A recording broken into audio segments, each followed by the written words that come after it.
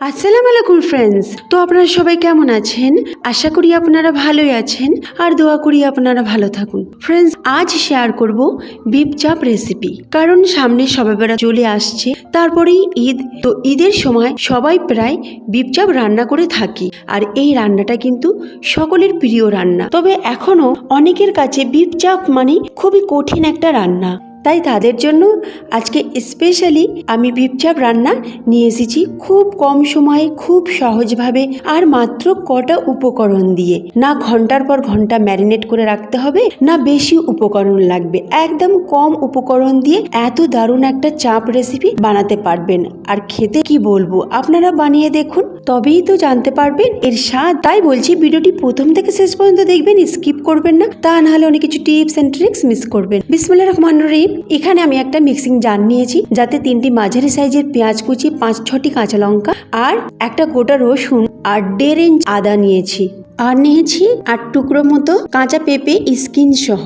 তো এগুলোকে একসঙ্গে আমি বেটে নেব, কিন্তু আমার গ্রাইন্ডিং জারটা খুবই ছোট, সেই জন্য আমি এটা দুবার করে বেটে নিচ্ছি। আর অবশ্যই স্কিন সহ পেঁপেটা নেবেন, কারণ এটা নিলে তবেই মাংসটা খুব তাড়াতাড়ি নরম হবে আর সফট হবে।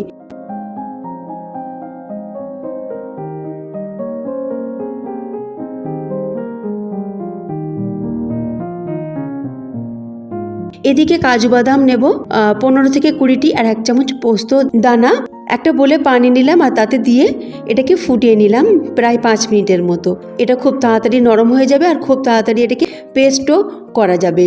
বেশিক্ষণ ভিজিয়ে রাখার ঝামেলা নেই, এরকম আপনারা করে নেবেন। এদিকে আমি স্পেশাল চাপের জন্য মশলা তৈরি করব।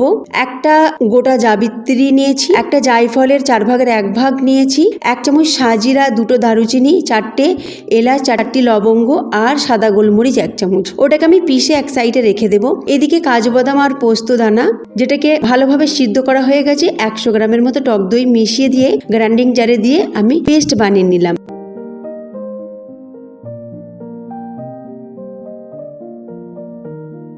একেবারে স্মুথ পেস্ট তৈরি হয়ে গেছে, এটা এক সাইডে সরিয়ে রাখবো। এদিকে ম্যারিনেশনের কাজটা শুরু করব। 1 কেজি বিফ নিয়েছি, পাতলা পাতলা করে বড় বড় করে টুকরো করে কেটে নিয়েছি। এবার একটা বড় প্লেটে ট্রান্সফার করে নিচ্ছি। প্রথমেই আমি পেঁয়াজ আর পেঁপে বাটার যে মিশ্রণটা সেটা দিয়ে দেব, তারপরে কাজু বাদামের মিশ্রণটা দিয়ে দেব, তারপরে কিছু মশলা আমি দেব।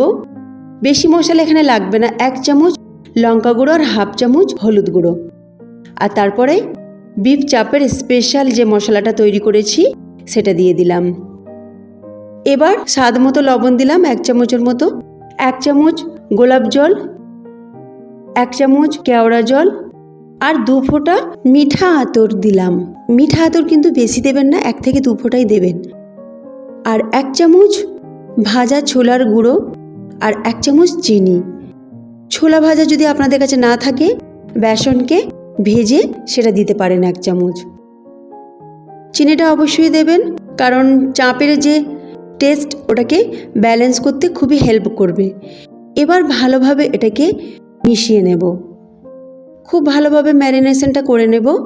করে নিয়ে ঢাকনা চাপা দিয়ে প্রায় 2 ঘন্টা রেখে দেব। তার থেকে বেশি না রাখলেও হবে, 1 থেকে 2 ঘন্টা রাখলেই হয়ে যাবে। আমি 2 ঘন্টা রাখছি।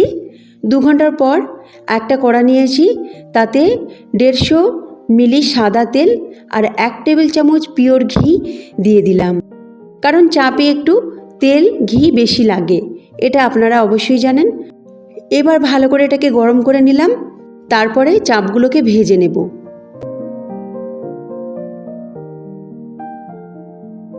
দেখুন, আমি এবার এ থেকে একটা করে চাপের মাংস নেব, নিয়ে কড়াতে দিয়ে এপিট ওপিট করে ভেজে নেব।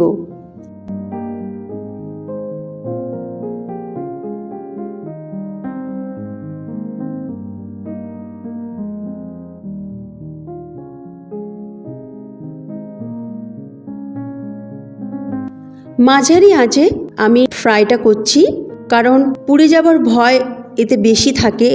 এতে কাজু বাদাম মেশানো রয়েছে আর খুব তাড়াতাড়ি কড়ার গায়ে জড়িয়ে যায়, সেই জন্য একটু নজর রাখবেন যেন কড়াই লেগে না যায়। এপিট ওপিট করে ভাজা হয়ে গেলে এক সাইডে করে দেব, তারপর বাকি চাপগুলো আমি ভেজে নেব।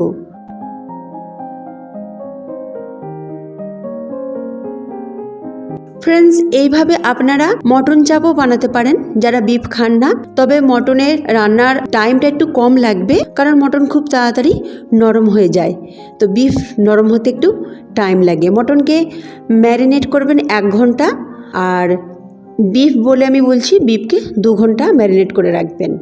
প্রসেস একই হবে, রান্নার টাইমটা একটু কম লাগবে মটন হলে। এবার সবগুলো আমি দিয়ে দিলাম, দিয়ে এপিট ওপিট করে ভেজে নেব। ভালো করে মাংসটাকে এপিট ওপিট করে ভেজে নিতে হবে। আর এইভাবে চামচ দিয়ে বা খুন্তি দিয়ে নাড়াচাড়া করে দেবেন যাতে লেগে না যায়, সেই দিকটাই নজর রাখতে হবে। সেই জন্য সবসময় এইভাবে নাড়াচাড়া করে দেবেন। ভাজতে ভাজতে এরকম দেখবেন যে যেখানটা একটু লেগে যাওয়ার সম্ভাবনা রয়েছে সেখানটা একটু নাড়াচাড়া করে দেবেন, তাতে রান্নাটা পুড়বে না আর এর স্বাদটাও ঠিক থাকবে।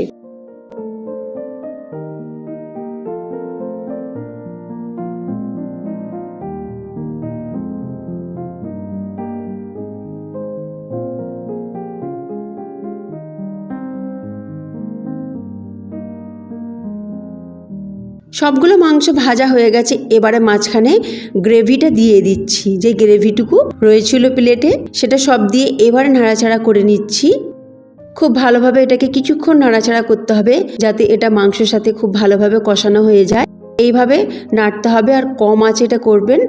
তারপরে কিছুক্ষণ এটাকে ফুটতে দেব, তারপরে একটু পানি দেব, পানিটা অবশ্যই গরম দেব। আর আমি যেটাতে ম্যারিনেশন করেছিলাম সেই প্লেটে পানিটা দিয়ে প্লেটটাকে ধুয়ে দিয়ে দিলাম। প্রায় 1 কাপের মতো, ধরুন এই 200 থেকে 250 ml পানি দিয়ে ঢাকনা চাপা দিয়ে কম আঁচে রান্না হতে দেব। এর মাঝে মাঝে কিন্তু নাড়াচাড়া করে দেবেন, তা না হলে কিন্তু তলায় ধরে যাবে। প্রায় আমি 15 থেকে 20 মিনিট রান্নাটা করেছি। তারপর গ্যাসের ফ্লেমটা বন্ধ করে দিয়ে কিছুক্ষণ রেখেছিলাম, মানে প্রায় আধ ঘন্টা। তারপর পরিবেশন করে নিচ্ছি। দেখুন কতটা দেখতে লোভনীয় হয়েছে। তো ফ্রেন্ডস, একবার হলো এই রেসিপিটা ট্রাই করবেন আর আমাকে অবশ্যই কমেন্টে জানাবেন কেমন আপনাদের লেগেছে। আর ভালো লাগলে অবশ্যই একটা লাইক করবেন। তার সাথে যারা নতুন রয়েছেন সাবস্ক্রাইব করে পাশে থাকা বেল আইকনটি ক্লিক করবেন সবার আগে নতুন রেসিপিটি পাওয়ার জন্য। আর প্রচুর প্রচুর প্রচুর প্রচুর শেয়ার করবেন আপনার ফ্রেন্ডস, আপনার রিলেটিভদের কাছে, যেন তারাও এই বিফ চাপটা এই ঈদেতে রান্না করে। আজকে এই মতো রইল ফ্রেন্ডস, আবার ফিরে আসছি নতুন একটা রেসিপি নিয়ে। আল্লাহ হাফিজ।